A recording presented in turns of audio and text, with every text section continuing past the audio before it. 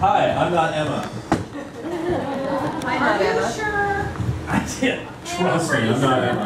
I'm pretty sure. Thankfully. But I did want to introduce Emma. Oh, look at you being all nice. Because I'm normally kind of a shit to Emma. Yeah, you are. Yeah, oh my God. But Emma takes my shit. Everybody agrees. Better be nice. Only kind of. Better be nice. Oh, I'll take you on, lady. Oh, no. Oh, that's cool. Brother coffee. Now I'm in flip-flops, so I can't really run that fast. So it's cool. Okay, so yes, my good friend Emma has not only just an amazing talent through words and an amazing support through just the poetry scene, the spoken word scene, just the whole verbal scene around here. Just an amazing person all around. She deals with my shit, so that's obviously pretty impressive. But on top of that, like I know I'm super stoked to listen to whatever the fuck. From now on? What? No, this really isn't being recorded. Because I mean, honestly, I mean, like I say Emma right now, but when she calls, I'm like, "What's up, biatch?" But that's just that. But regardless, like you guys are gonna get blown away. She's got some powerful stuff. It's not like the whole loose-ended metaphor. It's completely direct, and it's an emotional roller coaster with how she reads and how she writes. Not to mention her performance is just as solid as her words in her book, which is only $10.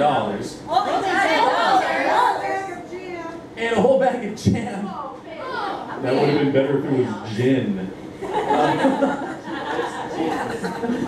But truthfully, like not to mention, this is like a hot thing because, dude, she just got the print today. So whoever buys the books today is like fresh, like hot off the press, like new shit. New shit. So honestly, we're gonna turn over the mic there for like another half hour, which is great. It's awesome. And then when you're done, you guys can literally be like, "Here, take my money," because you all are gonna do that. So everybody, Emma. Good job.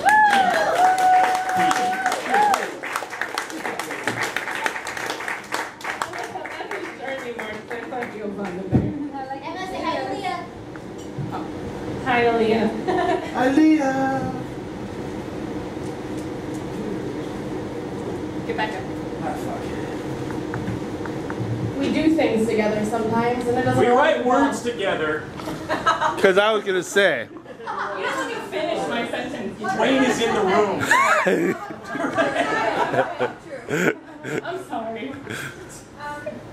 That was a Dwayne sensor. Like, it's gonna come. It's gonna come out of Dwayne's mouth. Here it comes. Who says that, Ann? Huh? My parents are here, people.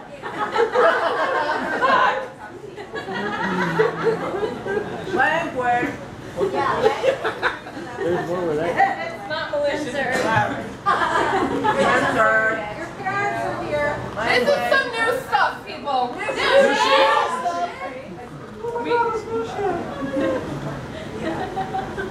You are my brother. You were my sister. An Urban Dictionary defines family as a bunch of people who hate each other and yet eat dinner together. The ones who we roll our eyes at the most when our phones go off, and yet every family states blood is thicker than water. But what does the viscosity of a liquid have to do with those who you call family? Despite how many times my eyes roll before and after dinner plans.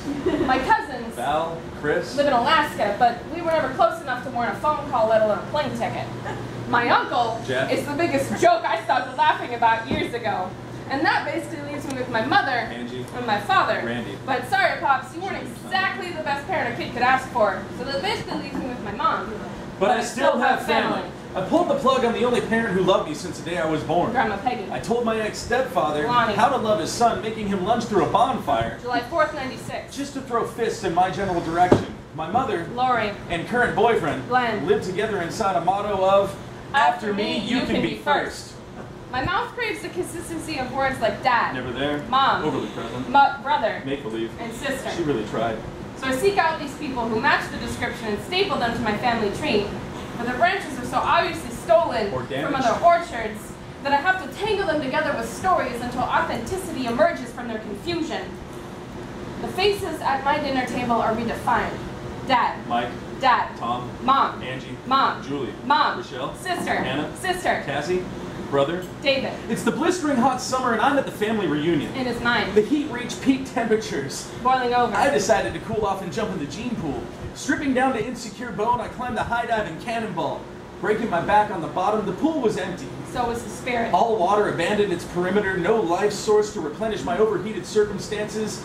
But when my broken appearance reached out for a life ring... It was a dinner table. So what is family exactly? Though our stories shed equal tears, We were born only children. The blood we share is from the wounds we've exposed to each other. our hereditary pain became each other's support beams. Giving structure to the crumbled foundation of our broken houses to finally feel at home.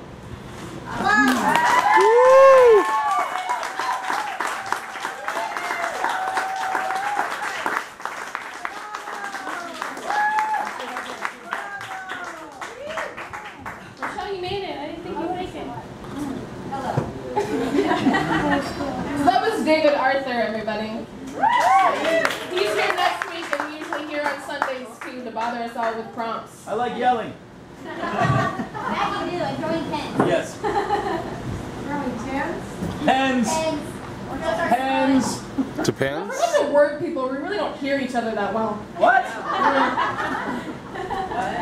So this is my new book. Look at it. It's so pretty. Woo! I painted that.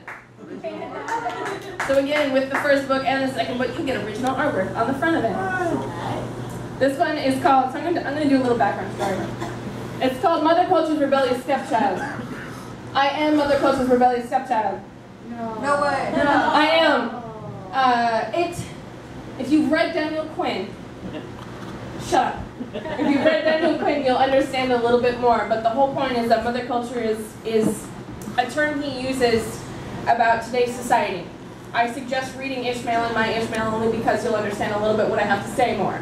And we can have a better conversation. We have some great ones now. Should we buy your book first or his? I'll buy mine first. Okay, okay. But Daniel Quinn is great, you know. It's great. Good stuff. Really. Memories. Sometimes you just want to cradle a memory. Stroke its hair while you hold it in your lap, crying apologies on its pale face, repetitively whispering comforts the way you used to, before it fades back into the dusty boxes of your past, only to be open again when the moths pile up and lift the lid a little.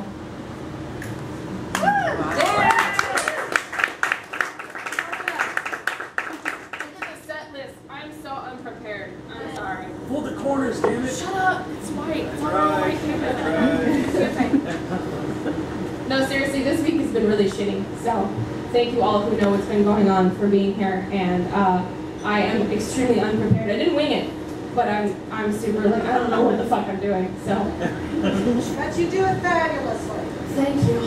It was an excuse to buy a new dress, and my mom bought me earrings. This one's called Holding My Aftermath. I feel empty, downright drained and hollow. I snatched a cigarette, hoping the nicotine would fill my blank spaces, make me feel heavy, but who wants to be built from transparent smoke? My body is shaking, trying to grab hold of the reason I'm spiraling, but I have consciously put off this collapse, even though my nervous system is reacting to the all-out panic welling inside. My forward-thinking lobe keeps holding up a barricade for the inevitable flood of negativity. My nerves are wrecked, crushed straight into my sensibility. They're in a stretcher and I'm too shocked to follow, just standing at the far end of a hallway, bleeding doe-eyed, holding the aftermath of my own eternal battle. Fuck. Sometimes there's just nothing else to say.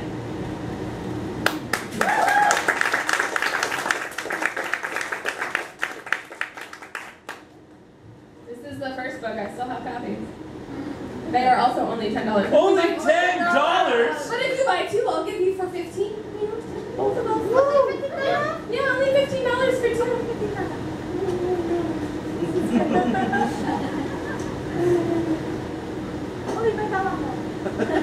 Stop being racist, Mason.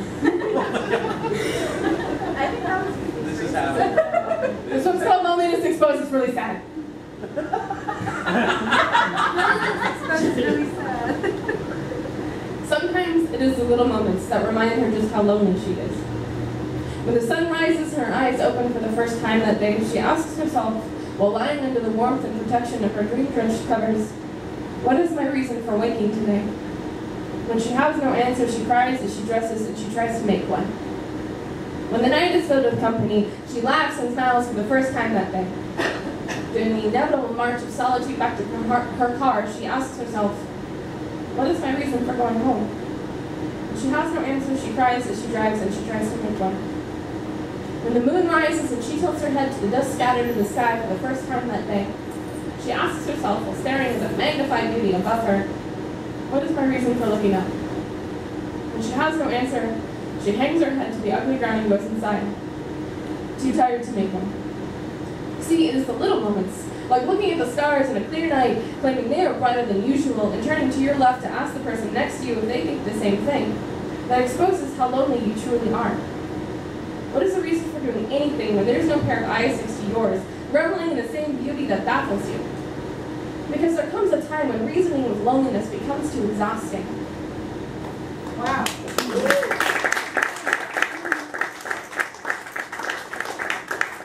Great job, poet! Bravo, Emma. The atheist preacher, what? Isn't that a pastafarian? What'd you say about pasta? It's a pastafarian. A pasta. I had pasta for dinner. Like Rasta pasta? That's good pasta. Thank you. Thank you. No, thank you. No, thank you. No, you.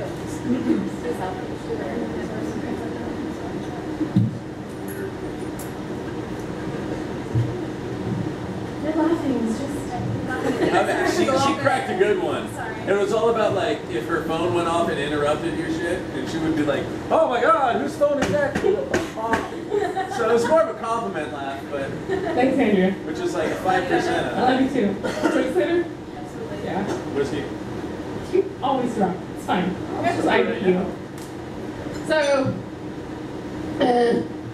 my dad passed away last week, and I found this poem. I completely forgot I'd written this poem. It's not a sad poem. It's actually a really nice poem. He was a musician, and I didn't get any of that. I can't count. I can't sing. I can't play an instrument. I can't read music. And I yelled when he made me try. It was bad. I can dance, but don't ask me to count while I'm dancing, because then I'll just stop dancing because I can't do that. But I got words and painting as the artistic side, and now photography, so that's cool.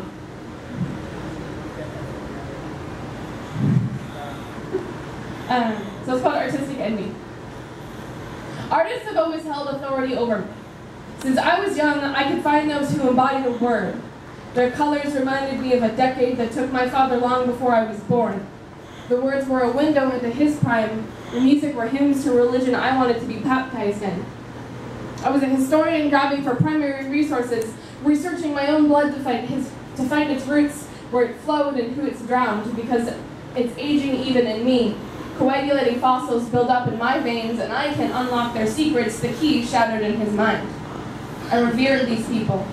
Stared drooling like a fat man at a cheeseburger. I watched their hands, magic digits that painted pictures in the air, listened to their voices, velvet swoons of revolution I didn't understand but was convinced it was what I wanted. Watched their mind working on their face, and I know I can never be that. Just stand in the horde of Mother Culture's children begging for an autograph, never knowing what made that signature so powerful. Just the other day, after years of watching, I was called an artist. Are you serious? So I looked in the mirror, really looked. I saw the colors in my clothes, watched my mouth form my father's words, and heard the music my friends playing in the background. It was all there, but didn't feel authentic. So I wonder, do others watch me how I did when I was young? Envy, longing oozing out of their pores? Who knew it was so simple? Because I didn't. Woo!